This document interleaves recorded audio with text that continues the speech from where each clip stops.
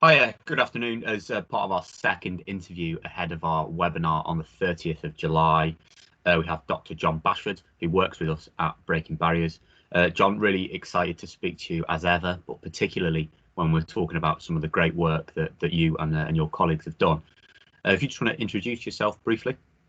Hi, I'm Jon Bashford, and I lead the research programs at Breaking Barriers Innovations, and I particularly worked on the Portsmouth project, where we specifically were looking at social isolation and loneliness.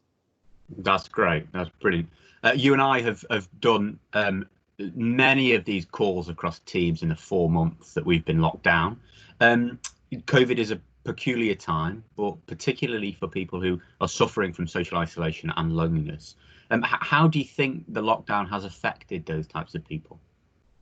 Well, I think there's been perhaps some positives and some troubling things. In some respects, people who were isolated may have benefited from COVID-19, that the increase in community activity, people going around perhaps helping them with shopping or just checking that they're okay. So some people who were quite isolated might have found more people, especially local people in their neighborhood, just reaching out to them and maybe recognizing that they were vulnerable.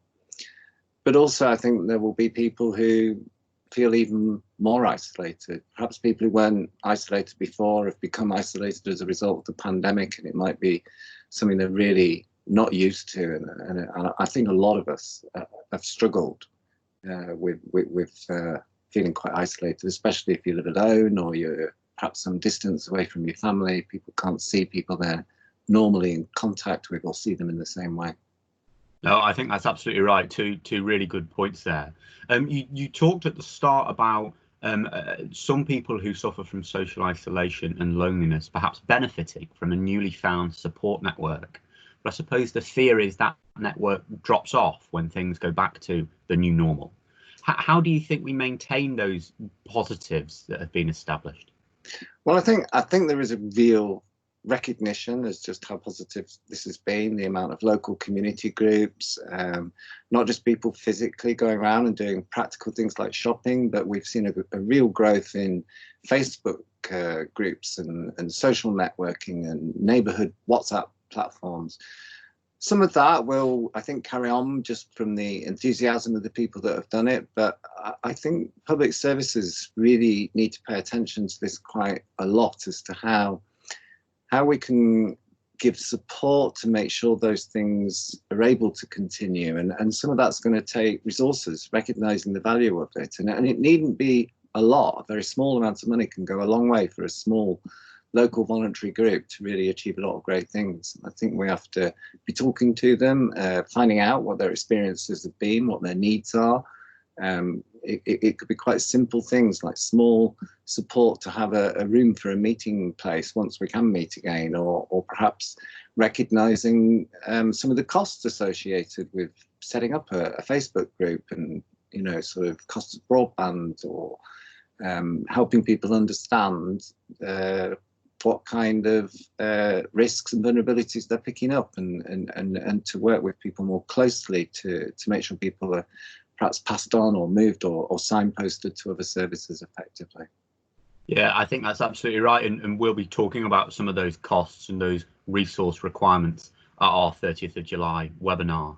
I think it's really interesting how a lot more people are now, during this time, aware of the impact of social isolation and loneliness. But I wonder what your thoughts are on whether it has increased or improved the general public's awareness of the problem.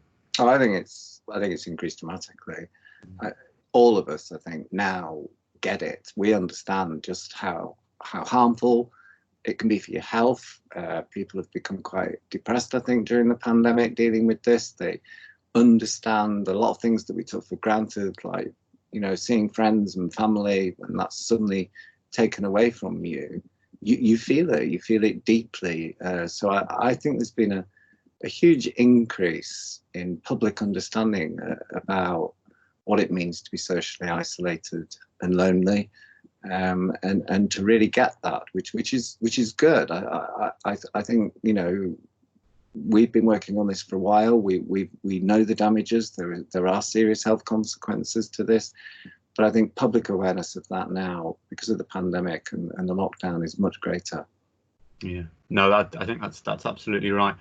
Jon, you and I could speak all day about this, but we are going to speak for much longer and in much more detail on the event, on our webinar on the 30th of July.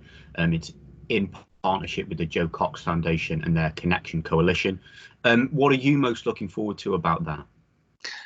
Well, I'm really pleased to be doing this with the Joe Cox Commission. You know, they really set this whole national focus and attention going on loneliness. The work they've done is tremendous. So it's really good to be doing this jointly with them. We've actually been doing a piece of work in Portsmouth on social isolation and loneliness, and have developed an action plan with local partners there from health, local authorities and the community and voluntary sector. So we'll be talking about some of that work and what that means, what it means for some of the things we're talking about there in terms of supporting local groups and people to be able to naturally support each other to overcome social isolation, what it means for the built environment, for the actual design of places and how we have housing and high streets and community assets that people can access easily, but also what it means for workforce. We need to be looking at our workforce across health and social care and equipping them with the skills to work with people who are socially isolated and lonely, and what that means in terms of the way that we support people. Yeah, I've seen the work in Portsmouth, and I've seen the effort that you and everybody has put into it. So I'm really excited about having the opportunity to share it. And I know that the event will be enriched by it, enriched by your comments as well, specifically, Jon. So thanks very much for sharing a few minutes with us.